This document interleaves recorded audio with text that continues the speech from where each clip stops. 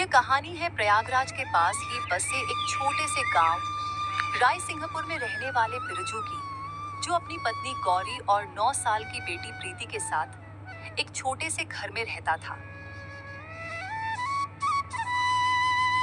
वह अपने गांव का सबसे गरीब आदमी था, क्योंकि उसके माता पिता का बहुत पहले ही निधन हो गया था और उनकी जो संपत्ति थी वह सारी धोखे से उसके बड़े भाई दुनीचंद ने हड़प ली थी।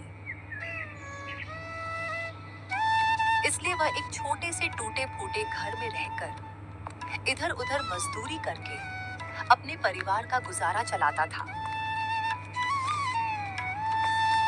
मजदूरी करके वह 2 वक्त के खाने के ही पैसे बड़ी मुश्किल से जुटा पाता था और उसके पास इतने पैसे नहीं बच पाते थे जिससे कि वह घर की मरम्मत करवा सके।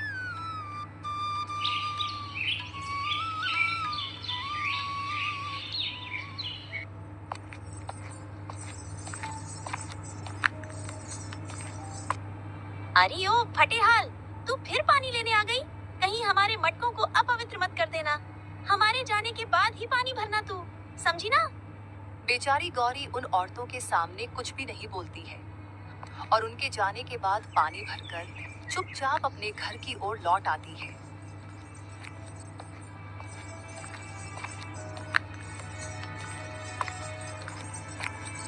गौरी उदास मन से घर आती है और अपने पति से कहती है, अजी, हमारी क्या गलती है जो गांव वाले हमारे साथ ऐसा बर्ताव करते हैं? क्या गरीब होना गुनाह है? हमने तो कभी किसी का बुरा नहीं किया। अरे भाग्यवान, तुम क्यों फिक्र करती हो? मैं हूं ना, सब ठीक कर दूंगा। तुम देखना, यही लोग एक दिन हमसे मिलने को तरसेंगे। वक्त बदलने में देर नहीं लगती। बिरजू ना सिर्फ मेहनती था बल्कि दिल का भी बहुत अच्छा था।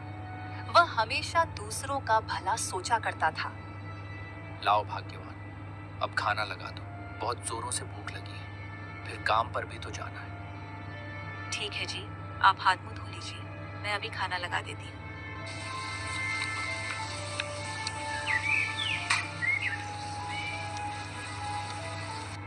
ठीक है भाग्यवान, अब मैं काम पर चलता हूँ। तुम अपना और बेटी का ध्यान रखना। ठीक है जी, आप भी अपना ध्यान रखिएगा और समय पर घर आ जाना। इतना कहकर बिरजू काम के लिए चला जाता है।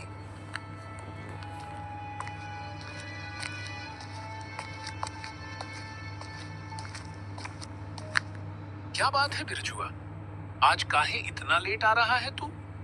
मालिक वो अब ज्यादा वो मत कर, चुपचाप जाकर काम पर लग जा। दोबारा ऐसे देरी से आया तो काम से छुट्टी कर दूंगा, समझा ना? ठीक है मालिक। इतना कहकर बिरजू चुपचाप काम पर लग जाता है।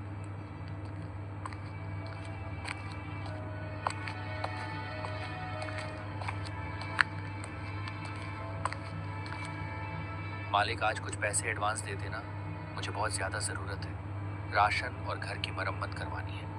अरे बिरजू, मैंने कल ही तुम्हारा खाता संभाला था। तुम्हारी ओर पहले से ही 500 रुपए ज्यादा चल रहे हैं। पहले उनको तो चुकता करो, फिर एडवांस दूंगा। मालिक, आप फिक्र मत करो, मैं दिन रात मेहनत करके आपका जितना भी पैसा बकाया है सब चुका दूंगा। इस बार थोड़ा सा एडवांस और दे दो मालिक। अच्छा, ठीक है बिरजू, लेकिन तुम्हें समय से रोज काम पर आना होगा, ठीक है ना? इतना कहकर ठेकेदार धनपत बिरजू को पैसे दे देता है। आपका बहुत बहुत शुक्रिया मालिक। ठेकेदार से पैसे लेकर बिरजू घर के लिए राशन लेने के लिए निकल पड़ता है।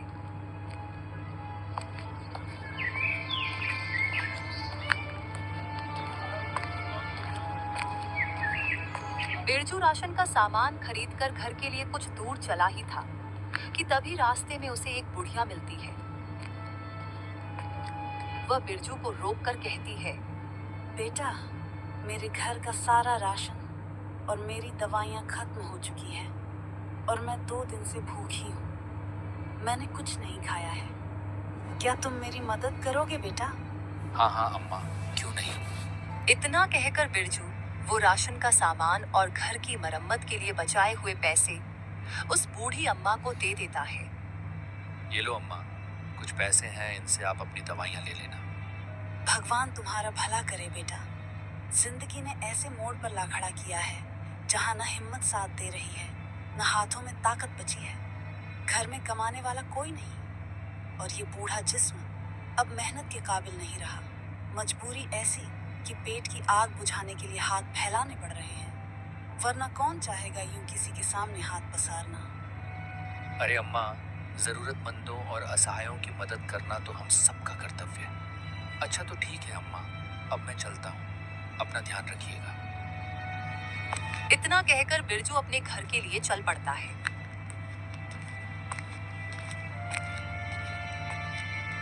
रात होते होते बिरजू घर पहुंचता है। घर के दरवाजे पर खड़ी गौरी उसका बेसब्री से इंतजार कर रही थी। अजी, आज तो बहुत देर कर दी आने में। क्या हुआ? कहाँ रुक गए थे? बिरजू अपनी पत्नी गौरी को रास्ते की सब बातें बताता है।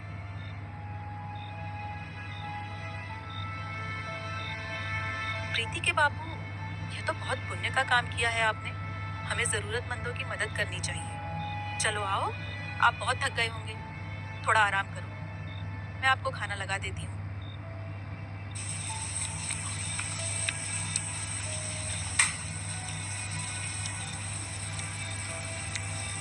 वे सब खाना खाकर सो जाते हैं।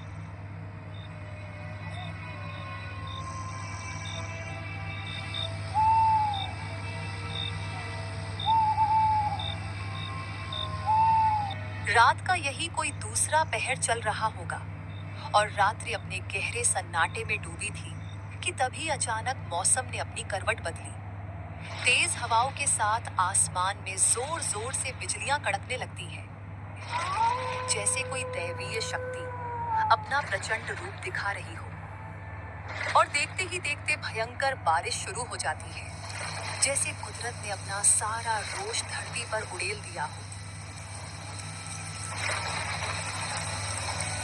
बारिश इतनी तेज थी कि बिरजू के कच्चे घर की छत उसे सहन नहीं कर पाई। छत में जगह जगह छेद हो गए थे और पूरा घर बारिश के पानी से भर गया था। कुछ देर बाद जब पानी बिरजू के बिस्तर के नीचे जाता है, तब उसकी आंख खुलती है। हे भगवान, ये क्या हो गया? पूरा घर ही पानी से भर गया है। गौरी, ओ गौरी, अरे ओ भाग्यवान, जल्दी उठो, पूरे घर में पानी भर गया। हे भगवान, ये क्या हो गया? पूरा घर ही पानी से भर गया। बापू, मम्मी हमें यहाँ से जल्दी से बाहर निकलना चाहिए, नहीं तो हम डूब जाएंगे। छत भी देखो कैसे टपक रही है। मुझे लग रहा है ये हमारे ऊपर गिर जाएगी।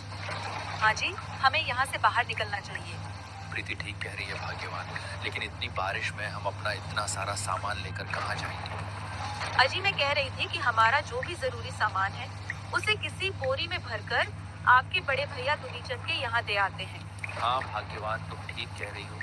चलो सारा सामान किसी बोरी में भरकर दुनीचंद भैया के यहाँ चलो। बारिश बहुत तेज है, मुझे नहीं लगता ये छत अब ज्यादा देर तक टिक पाएगी। वे दोनों अपनी जरूरत का सारा सामान लेकर अपने भाई दुनीचंद के घर की ओर चल पड़ते हैं।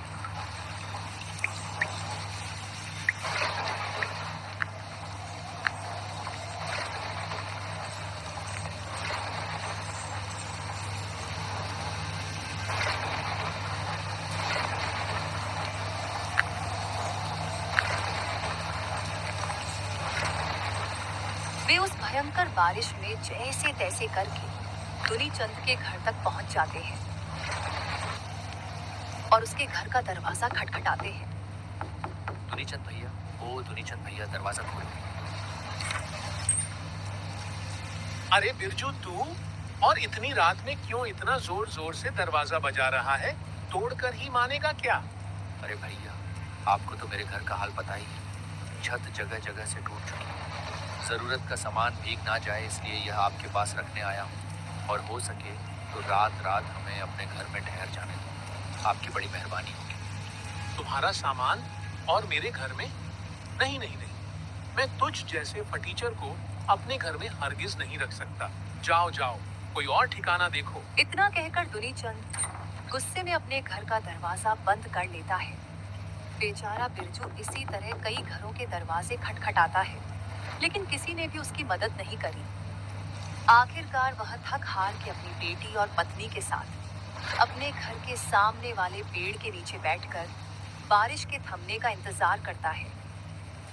ये कैसी परीक्षा ले रहे हो ऊपर वाले? देख रही हो भाग्यवान, हमारे अपने भी इस मुश्किल घड़ी में हमारा साथ नहीं दे रहे हैं। अजी आप चिंता मत कीजिए, समय हमेशा एक जैसा नहीं रहता, कभी हमारा भी अच्छा समय आएगा, बस आप धैर्य बनाए रखें। अरे भाग्यवान, पूरी जिंदगी से धैर्य ही तो रखे हुए हैं, अब और कितना धैर्य रखें? अजी आप बस ऊपर वाले पर भरोसा रखो, वो सब ठीक कर देंगे। उनके घर देर है, अंधेर नहीं। बिरजू और उसका परिवार उस पेड़ के नीचे बैठकर बारिश के रुकने और सुबह होने का इंतजार करते हैं। सुबह होते होते बारिश रुक जाती है।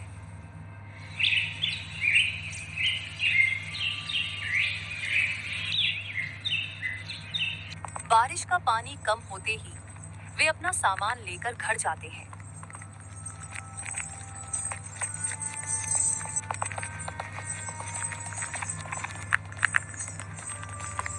वे अपने घर के अंदर आकर देखते हैं कि उनके घर की हालत बहुत ज्यादा खराब हो चुकी है। देखो भाग्यवान, घर का कैसा हाल हो गया है, और ना ही अब हमारे पास खाने को कुछ बचा है। घर की मरम्मत और राशन पानी के लिए मुझे कुछ काम देखना होगा।